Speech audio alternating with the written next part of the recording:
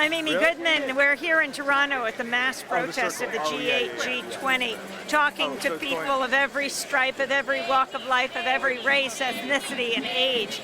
It's so important that Vancouver Media Co-op is here, bringing out the voices of the grassroots. Canadian police have arrested nearly 600 people in Toronto in a police crackdown on protests at the G8, G20 summit. Riot police used batons, plastic bullets, tear gas for the first time in Toronto's history. President Obama and world leaders gathered in Toronto for the summit following the gathering at Huntsville for the G8 talks. More than 19,000 security personnel were deployed in Toronto, and a nearly 4-mile-long security wall was erected around the G20 summit site at the Toronto Convention Centre. The security price tag for the summit is estimated at around $1 billion. Thousands of activists in Toronto held marches and demonstrations in the days leading up to the summits. Franklin Lopez of the Vancouver Media Co-op filed this report from the streets of Toronto. Over the past month, Toronto has transformed from Canada's biggest city to a veritable fortress. But over $1 billion spent to protect the leaders of the G8 and G20 nations wasn't enough to deter Torontonians and people from around the world from being in the streets during a week of action against G20 meetings. Here's Edgar Godoy, a Guatemalan living in Toronto. Movilizarse en la ciudad, áreas están restringidas. Es una vergüenza que el gobierno de Harper. It's difficult to mobilize in the city. There are restricted areas, and it's a shame that the Harper government is investing $1.2 billion in security when we have huge needs to be filled, like poverty, like student debt, the need to look after the earth, and to build homes for the poor. Vivienda para la gente. Even with all the security, protests got underway well before the summits began.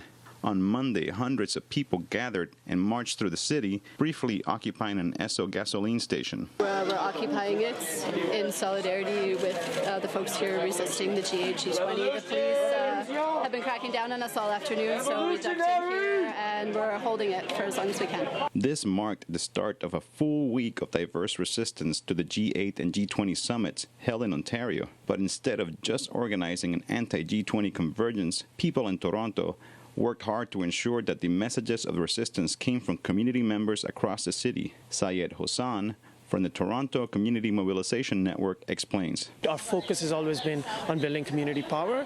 In particular, we've done that by holding community forums, free barbecues, free lunches and dinners. We've been going into immigrant communities. We've been going into shelters. We've been going into welfare lines, waiting, talking to people. And this is a dual process. We're not just saying, hey, come to the demonstration. We're saying, what are your issues? What are your concerns? How can we actively work to challenge them? That includes a protest, that includes a forum, that includes a direct action at their workplace or at their landlord's house.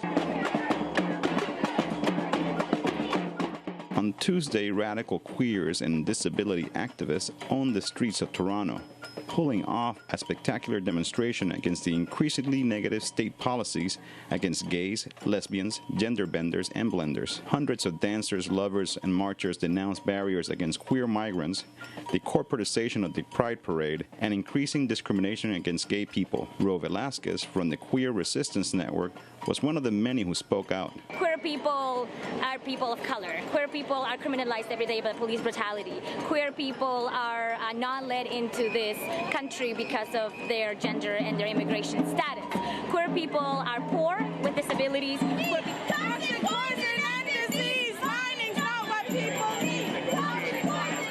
The next morning, crowds led a toxic tour of Toronto, stopping along the way to speak out against the banks and corporations wreaking environmental and climate havoc around the world. One of the key targets of the march was the Royal Bank of Canada, a major financier of the Alberta tar sands. Here's Mel Basil from the Wet'suwet'en Nation. Right now we're organizing against pipelines that propose to cross our territories to Kitimat from Summit Lake. They would contain 525,000 barrels of oil, dirty oil, per day. And that amounts to 7 pipelines. That looks at about 1,500 tankers per year. The Royal Bank of Canada, together with Suncor, a corporation devoted to extracting tar sands oil, were part of a select group of corporations that participated in the first ever G20 Business Summit, where corporate heads sat down with G20 finance ministers in the days preceding the main event. As people marched, dozens of undercover police made their presence felt on the street. What's your badge?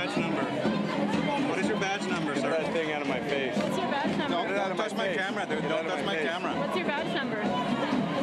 Get that out of my face. Demonstrations continued to grow as the week went on. On Thursday, people gathered on a march led by indigenous peoples and followed by thousands of supporters. Art Manuel from the Secwepemc Nation explained why indigenous people are resisting the G20. They're talking about how they're going to consolidate wealth and power for their own countries and the companies that exist in them, and we're not for that. What we're for is for more locally based, recognized economies. As the march snaked through the city of Toronto, crowds chanted "No G20 on stolen native land," reminding passers-by that the city is built on the territory of the Mississauga people. Friday, as GA presidents sat down in Huntsville, Ontario, over 4,000 people from all over Toronto came out for a march called Justice for Our Communities. Police attempted to enforce mandatory searches and to prevent those attending the march from bringing in picket signs and banners. But people refused to be intimidated and instead took over Allen Gardens, serving food, making music, and dancing. Here's Genevieve Aguirre explaining why she's protesting the G20. I think that what G20 symbolizes is the control and power and decision-making of the matrix of control that exists at these high-level meetings, whereas real information, the cultural, linguistic information, for example, that the deaf community has, a culture that's outside that matrix of power, it's never going to get into the matrix until the matrix is taken down. Organizers rejected Toronto's claim to being the most diverse city that's ever played host to the G20, and instead highlighted racism and discrimination in Canada. Organizer Mohan Mishra explains. Canada's trying to trumpet its diversity as a good thing for the G8 and G20, but when you actually look at what diversity means, when you look at the way that, for example, immigrant women of color earn 44% less than a white man, when you look at the poverty in immigrant communities right here in Toronto, we can see behind that diversity to the way that people of color, marginalized communities, poor people are really treated here in Canada. As the party moved from the park to the streets, riot police made their presence felt and tensions rose.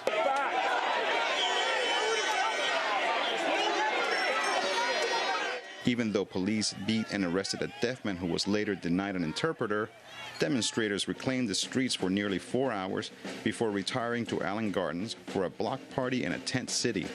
Lisa Schofield explained the decision to erect tents in the park. The Canadian government is spending $1.2 billion on the G20 summit.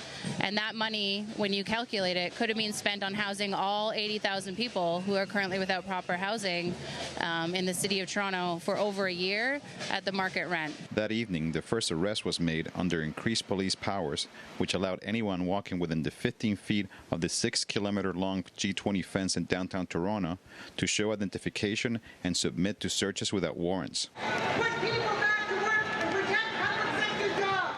Students, teachers, trade unions, communists, queers, indigenous peoples, and anarchists joined with groups of Tamils, Kashmiris, Iranians, Tibetans, and Ethiopians to denounce the G20 and fight for freedom. A man named Francis marched carrying a coffin for democracy. Here's why. Today, 20 people from the richest countries on earth will make decisions that will affect the whole planet. We must ask ourselves why only the richest countries decide for humanity. In my opinion, it is anti-democratic. As the march made its way through Toronto, people shouted slogans demanding land, freedom, and self-determination. Marcher Ulises Garcia explained the long road of struggle that led to the mobilization. They are creating mechanisms to take our natural resources away from us. This has been going on for 500 years, and now it happens with even more agility. Partway through the permitted march, a contingency of at least 1,000 kept their promise to break away and head towards the G20 fence.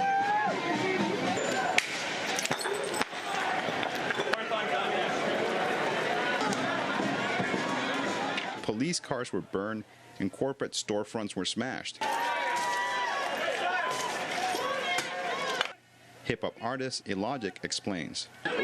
targeting people, we're targeting property. No people were targeted or hurt, only corporate property. No small businesses, just the corporations who are killing our planet. And that's the important thing to remember. It's not violence. They are the violent ones. In the hours that followed, demonstrators who gathered at Queen's Park, a designated free speech zone, were violently arrested by riot police and police on horses. In this clip, independent journalist Brandon Jordan is beaten down by riot cops. Oh, no. Get up, get up, get up, get up, get up, get up.